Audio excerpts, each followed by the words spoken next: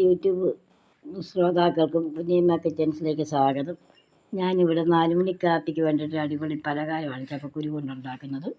ചക്കക്കുരു അതിന് വേണ്ടിയിട്ട് പൊളിച്ചെടുത്തതാണ്. അതിൻ്റെ പുറത്തെ തൊലി മാത്രം കളഞ്ഞ് അത് കഴുകി വാരി ഒരു കുക്കറിനകത്ത് 1/4 സ്പൂൺ ഉപ്പും കൂടി ഇട്ട് അത് അടുപ്പേ വെച്ചൊന്ന് വേവിക്കണം. വെന്ത് കഴിയുമ്പം മിക്സിക്കകത്ത് അതൊന്ന് അരച്ചെടുക്കണം നമുക്ക്. അതിന് വേണ്ടി മിക്സി എടുത്ത് വെച്ച് ചക്കക്കുരു അതിനകത്തിട്ട് നല്ലതുപോലെ അരച്ചെടുക്കുകയാണ്. നല്ലതുപോലെ അരച്ച് കൊണ്ടുവന്ന് സ്റ്റവ് കത്തിച്ച് എന്നിട്ട് ഒരു പാൻ അടുപ്പേ വെച്ച് അതിനകത്തോട്ട് അരിപ്പൊടി ഒരു 3/4 കപ്പ് അരിപ്പൊടിയാണിത്. 3/4 കപ്പ് അരിപ്പൊടി ഇട്ട് നല്ലപോലെ വറുത്ത് പുട്ടിന് നനയ്ക്കും പോലെ നനച്ചിട്ടാണത് വറുക്കുന്നത്. വറുത്ത് അതിൻ്റെ നിറമൊക്കെ നല്ലപോലെ മാറിക്കഴിയുമ്പോൾ നമുക്ക് ഈ ചക്കക്കുരുവിനൊന്ന് ഒരു മുറുക്കം കിട്ടാൻ വേണ്ടിയിട്ടാണ് അങ്ങനെ എടുക്കുന്നത്. അത് വറുത്ത് വാങ്ങി അതുപോലെ വറുത്ത് കോരി എടുത്തതിന് ശേഷം നമ്മൾ ഒരു കടാവ അടുപ്പേ വെച്ച് അതിലോട്ട് ശകലം എണ്ണ ഒഴിച്ച്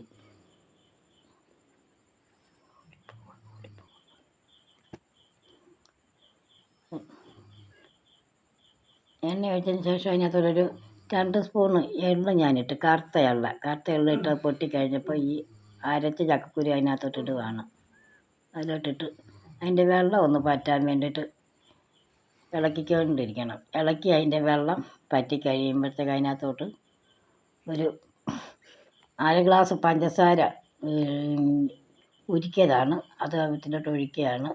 ഈ ചക്കക്കുരുന്ന് തന്നെ ഒരു ഇച്ചിരി ശകലം മധുരിപ്പുണ്ടായിരുന്നു. അപ്പോൾ ഈ പഞ്ചസാരയും കൂടെ ഒഴിച്ച് കഴിഞ്ഞപ്പോൾ നല്ല മധുരം വരും. അതുകൊണ്ട് പഞ്ചസാര കുറച്ചാണ് എടുത്തേക്കുന്നത്.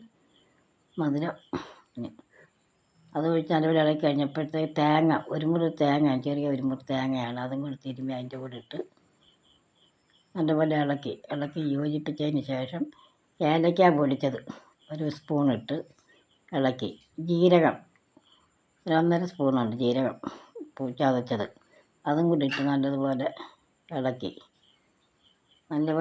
യോജിപ്പിച്ച് ഒരു 1.5 സ്പൂൺ പാൽപ്പൊടിയാണിത്. പാൽപ്പൊടിയും കൂടെ ഇതിൻ്റെ കൂടെ ഇട്ട് നല്ലതുപോലെ ഇളക്കി യോജിപ്പിച്ചത് നല്ലപോലെ മുറുകി കഴിയുമ്പോൾ നമ്മൾ വറുത്ത് വെച്ച അരിപ്പൊടി അതിൻ്റെ മീതെ ഇട്ട് അതും കൂടി ഇട്ട് നല്ലപോലെ ഇളക്കിയാണ് യോജിപ്പിച്ച് നല്ലപോലെ വരണം. അതിന് വേണ്ടിയിട്ട് അരിപ്പൊടിയും കൂടി ഇട്ട് ഇളക്കിയിട്ട് അത് നല്ലപോലെ മുറുകി വരുന്നുണ്ട്. ഇപ്പം മാവ് നല്ലപോലെ മുറുകി. ഇനി ഇപ്പം നമുക്ക് സ്റ്റവ് നിർത്തിയിട്ട് ഇത് വാങ്ങി വെച്ച് ചെറിയ ചൂടോടുകൂടി ചെറിയ ഉരുളകളാക്കി ഉരുട്ടി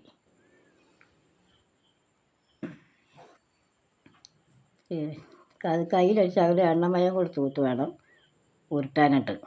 അതിൻ്റെ കൂടെ നമ്മളൊരു 3/4 കപ്പ് കടലമാവും എടുത്ത് അതിൻ്റെ കൂടെ 1/4 കപ്പ് ഗോതമ്പ് പൊടിയും കൂടി മൈദാപ്പൊടിയും കൂടി ഇട്ട് നിറം കിട്ടാൻ വേണ്ടിയിട്ട് 1 സ്പൂൺ മഞ്ഞൾപ്പൊടിയും കൂടി ഇട്ട് ഉപ്പും ഇട്ട് വെള്ളം ഒഴിച്ച് നല്ലപോലെ അത് ചാലിച്ച് നല്ല മയത്തിന് അത് ചാലിച്ച് എടുത്തേച്ച് നല്ലപോലെ കലങ്ങിയപ്പോൾ സ്റ്റവ് കത്തിച്ച് നമ്മൾ ചീനിച്ചട്ടി അടുപ്പേ വെച്ച് അതിലോട്ട് ഓയിൽ ഒഴിച്ച് കൊടുക്കുകയാണ്.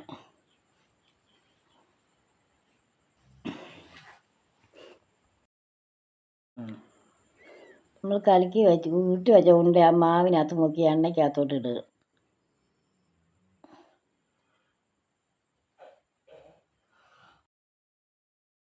നല്ലപോലെ മൂത്ത് കഴിയുമ്പോൾ അത് നല്ലപോലെ മുരിഞ്ഞ് കഴിയുമ്പോൾ നമ്മൾ കോരി എടുത്തൊരു പാത്രത്തിനകത്താക്കി. ഇപ്പം എന്താണ്ട് നല്ല മയമുണ്ട്, നല്ല ഒരു ടേസ്റ്റുണ്ട്, നല്ല നൈസായിട്ടാണ് ഇത് കിട്ടിയിരിക്കുന്നത്. അത് കഴിച്ച് നോക്കിയിട്ട് നല്ല ടേസ്റ്റുണ്ട്. പിന്നെ നല്ല ശകലം കഴിച്ച് നോക്കിയപ്പോൾ നല്ല സ്വാദുമുണ്ട്. എല്ലാവർക്കും ഇഷ്ടപ്പെടുന്നൊരു പലഹാരമാണ്. ഇത് നാടൻ രീതിയിലുള്ള പലഹാരമാണ്.